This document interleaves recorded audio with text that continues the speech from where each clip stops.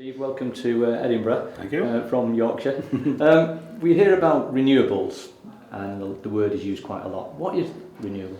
Well, renewables is a renewable source of energy, i.e. sun, wind, air, something that we get naturally, as opposed to fossil fuels such as coal, gas, oil, which is extractive, which has obviously got a finite life.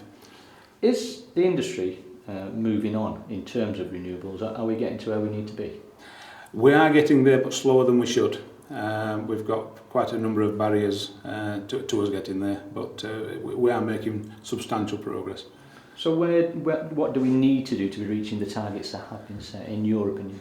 In my opinion, we need to, as I said in my presentation, we need to do a top-down assessment of how all this works, purely and simply because we've got people in place that are barriers, not people, but organisations that are barriers to putting renewables onto the system.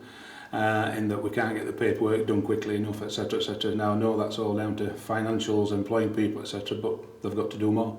So what is this top-down? What, if you can explain a little bit, how does that work? Well, I mentioned DNOs, which is the district network operator. That they're the people who own the actual network that supply us with energy to our homes and businesses. The other way around is when you put solar panels on, etc., you're generating energy to put back into the network.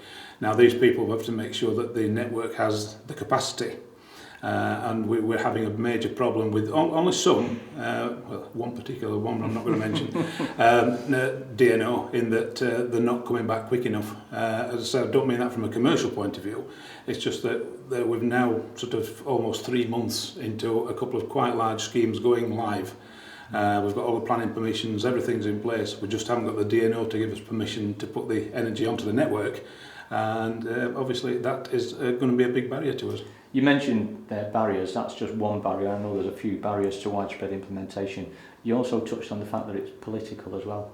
Yeah, it is political in that to get people interested in this, you've got to give them some form of incentive.